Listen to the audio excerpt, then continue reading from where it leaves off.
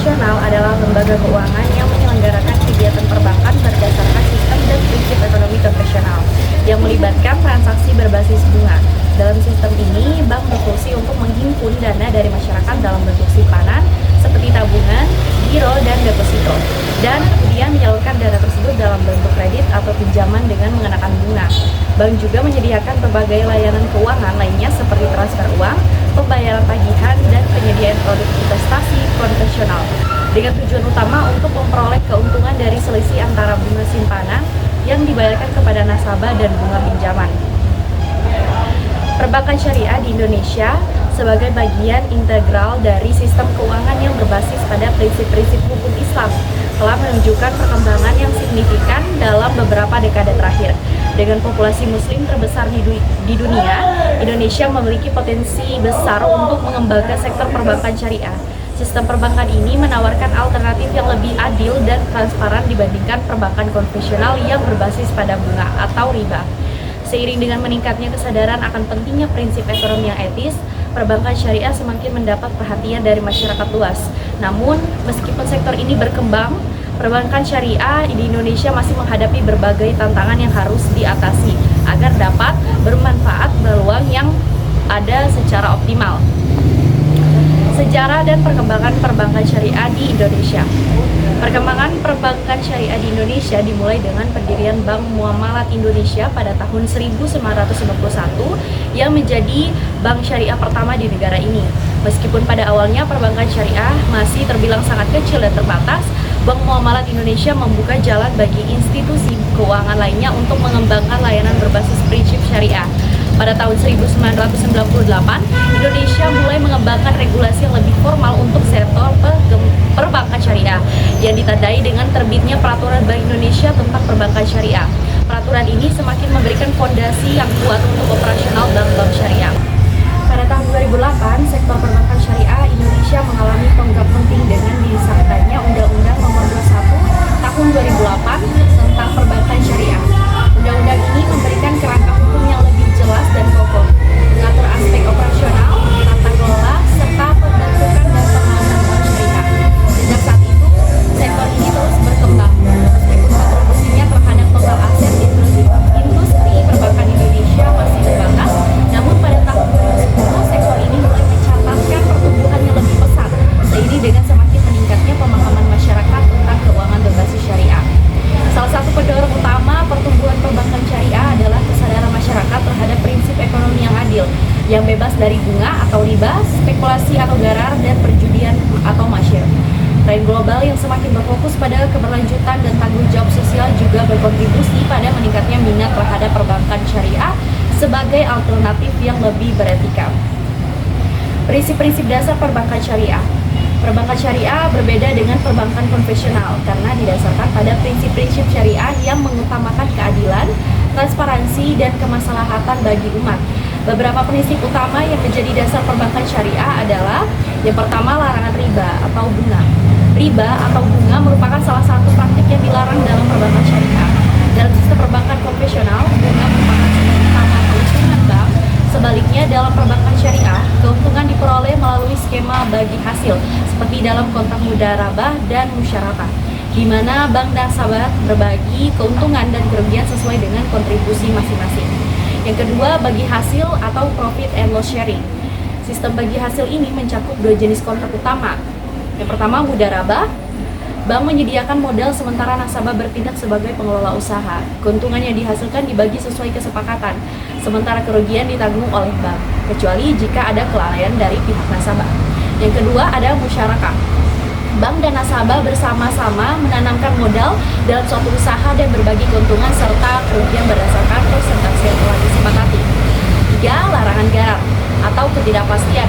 Garar merujuk pada ketidakpastian atau spekulasi yang tinggi dalam transaksi. Dalam perbankan syariah, setiap transaksi harus jelas dan transparan. Oleh karena itu, produk-produk perbankan syariah harus memiliki dasar jelas dan tidak boleh ada unsur spekulasi yang dapat merugikan pihak manapun. Yang keempat, larangan masyir atau perjudian. Praktik yang mengandung unsur perjudian atau spekulasi yang merugikan, seperti transaksi derivatif yang tinggi risiko dan ketidakpastiannya, dilarang dalam perbankan syariah. Oleh karena itu, produktif dan bermanfaat. Yang kelima, kepatuhan terhadap etika sosial dan keberlanjutan. Perbankan syariah memiliki kewajiban untuk memastikan bahwa kegiatan bisnisnya tidak merugikan masyarakat atau lingkungan. Oleh karena itu, sektor ini mendukung pembiayaan untuk sektor-sektor yang memiliki dampak sosial positif, seperti pendidikan, kesehatan, dan infrastruktur yang bermanfaat untuk masyarakat luas. Jenis produk dan layanan perbankan syariah. Bank syariah menyediakan produk dan layanan yang berbeda dari bank konvensional, namun tetap kompetitif. Berikut adalah jenis-jenis utama produk perbankan syariah. Yang pertama, produk penghimpunan dana atau funding. Tabungan wadiah berdasarkan prinsip titipan dana nasabah dijaga tanpa imbalan. Tabungan mudharabah berdasarkan prinsip bagi hasil, nasabah memperoleh keuntungan dari dana yang diinvestasikan. Deposito syariah, dana disimpan dalam jangka waktu tertentu dengan skema bagi hasil sesuai kesepakatan. Yang kedua, produk penyaluran dana atau financing. Murabah, skema pembiayaan berbasis jual beli di mana bank membeli barang dan menjualnya kepada nasabah dengan harga yang mencakup margin keuntungan. Yang kedua, ijarah, pembiayaan berbasis sewa, misalnya untuk pembelian kendaraan atau alat berat. Mudharabah, pembiayaan usaha di mana bank menyediakan modal dan nasabah menjalankan usaha. Keuntungan dibagi sesuai kesepakatan, sementara kerugian ditanggung bank. Musyarakah, bank dan nasabah bekerja sama sebagai mitra usaha. Yang ketiga, jasa keuangan, gadai syariah atau RAN. Pinjaman dengan jaminan barang berharga seperti emas sesuai prinsip syariah. Layanan kartu syariah, alternatif kartu kredit berbasis prinsip ijarah atau sewa. Yang keempat, investasi. Bank syariah menyediakan produk investasi seperti reksadana syariah dan sukuk. Regulasi dan pengawasan perbankan syariah di Indonesia. Pengembangan perbankan syariah di Indonesia diatur oleh beberapa lembaga dan regulasi berikut. Yang pertama, Undang-Undang Nomor 21 Tahun 2008 tentang Perbankan Syariah. Undang-undang ini menjadi dasar hukum utama yang mengatur operasional, pembentukan, hingga pengawasan bank syariah. Yang kedua, Fatwa Dewan Syariah Nasional atau DSN MUI. DSN MUI mengeluarkan fatwa yang menjadi pedoman akad dan produk bank syariah. Fatwa ini memastikan kesesuaian semua aktivitas perbankan dengan prinsip syariah. Yang ketiga, Otoritas Jasa Keuangan atau OJK. OJK bertanggung jawab mengawasi bank syariah, termasuk menetapkan kebijakan yang mendorong pertumbuhan sektor ini. Yang keempat, Bank Indonesia atau disingkat dengan BI. BI berperan dalam menciptakan ekosistem keuangan syariah melalui kebijakan moneter dan pengembangan produk. Perkembangan perbankan syariah di Indonesia. Perbankan syariah menunjukkan tren positif dalam beberapa aspek. Yang pertama, pertumbuhan aset. Aset perbankan syariah di Indonesia terus meningkat dengan rata-rata pertumbuhan tahunan mencapai 2 digit. Yang kedua, Bank Syariah Indonesia atau BSI. Pada tahun 2021, pemerintah memprakarsai merger 3 bank syariah BUMN menjadi Bank Syariah Indonesia atau BSI, yang kini menjadi bank syariah terbesar di Indonesia. Yang ketiga, inovasi digital. Bank syariah mulai beradaptasi dengan teknologi digital melalui layanan mobile banking, internet banking, dan kolaborasi dengan fintech. Yang keempat, pangsa pasar. Meski saat ini pangsa pasar bank syariah baru sekitar 6-7% dari total industri perbankan, potensinya terus meningkat dengan adanya edukasi dan inovasi produk. Prospek masa depan perbankan syariah di Indonesia. Indonesia memiliki potensi besar untuk menjadi pusat ekonomi syariah dunia. Beberapa langkah yang dapat dilakukan untuk mendorong pertumbuhan sektor ini adalah: 1. Dukungan pemerintah. Pemerintah terus mendorong pengembangan sektor ini melalui kebijakan dan insentif. Yang kedua, integrasi dengan teknologi kolaborasi dengan fintech dapat memperluas jangkauan layanan bank syariah. Yang ketiga, edukasi dan literasi keuangan syariah meningkatkan kesadaran masyarakat melalui kampanye dan program literasi keuangan syariah. Yang keempat, penguatan regulasi, menyederhanakan regulasi untuk mendukung inovasi dan efisiensi operasional bank syariah. Tantangan yang dihadapi perbankan syariah di Indonesia. Meskipun potensi perbankan syariah di Indonesia sangat besar, sektor ini masih menghadapi beberapa tantangan yang signifikan yang dapat menghambat perkembangannya. Yang pertama, kurangnya pemahaman dan edukasi masyarakat. Meskipun perbankan syariah semakin dikenal, pemahaman masyarakat mengenai prinsip-prinsip syariah dan produk-produk yang ditawarkan masih terbatas. Banyak yang masih menganggap bahwa bank syariah hanya sekedar bunga nol dan tidak memahami perbedaan mendalam antara perbankan syariah dengan perbankan konvensional.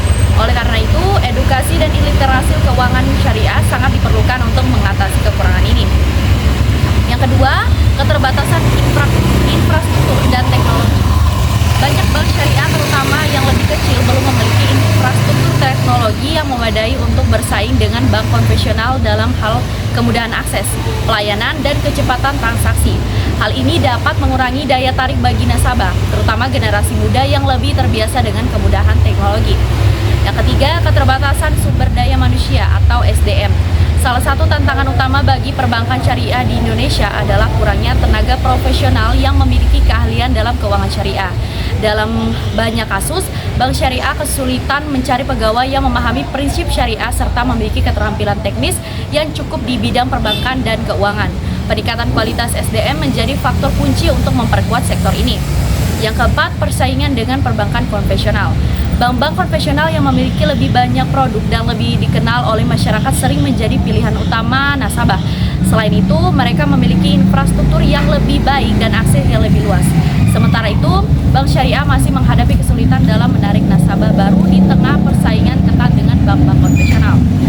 Kelima, regulasi yang belum memadai.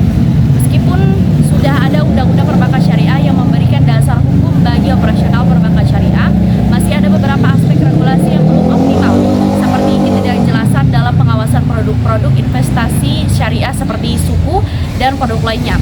Regulasi yang lebih matang dan jelas diperlukan untuk memberikan rasa aman bagi bank-bank syariah dan nasabah. 6. Kurangnya produk inovatif. Dibandingkan dengan bank konvensional, produk-produk yang ditawarkan oleh bank syariah seringkali dianggap lebih terbatas, baik dalam hal variasi produk maupun jangkauan pasar. Produk-produk syariah yang lebih inovatif seperti pembiayaan berbasis vintage masih jarang tersedia sehingga sulit bagi bank syariah untuk menarik segmen pasar yang lebih mudah dan savvy. Peluang perbankan syariah di Indonesia. Meskipun perbankan syariah di Indonesia menghadapi berbagai tantangan, sektor ini tetap memiliki berbagai peluang untuk tumbuh dan berkembang. Beberapa peluang yang dapat dimanfaatkan antara lain: pertumbuhan pasar yang besar. Indonesia dengan lebih dari 270 juta penduduk dan mayoritas muslim memiliki potensi pasar yang sangat besar untuk perbankan syariah. Dengan lebih dari 80% populasi beragama Islam, Indonesia menjadi pasar yang sangat potensial bagi bank-bank syariah untuk menawarkan produk yang sesuai dengan kebutuhan masyarakat, baik itu produk pembiayaan retail, bisnis maupun investasi. Kesadaran masyarakat terhadap keuangan etis dan berkelanjutan. Semakin meningkatnya kesadaran masyarakat tentang pentingnya keberlanjutan dan etika dalam aktivitas keuangan memberikan peluang besar bagi perbankan syariah untuk menarik lebih banyak nasabah. Produk perbankan syariah yang mengedepankan prinsip keadilan dan berbasis pada kepentingan sosial dan lingkungan dapat menarik perhatian masyarakat yang lebih peduli dengan keberlanjutan dan tanggung jawab sosial. Yang ketiga, pemanfaatan teknologi finansial atau vintage.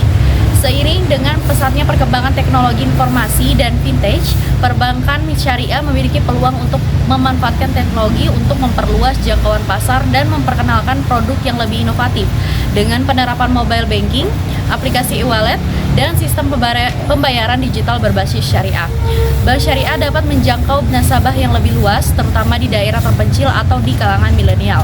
Yang keempat, kerjasama pemerintah dan penguatan kebijakan.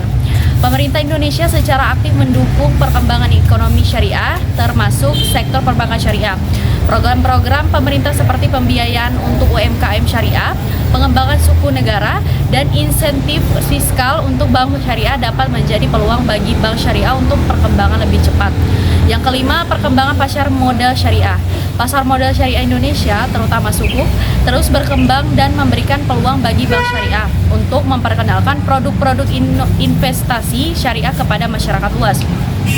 Sukuk dan instrumen investasi syariah lainnya memberikan alternatif investasi yang sesuai dengan prinsip Islam yang semakin diminati oleh investor yang menginginkan produk yang aman dan sesuai dengan ajaran agama.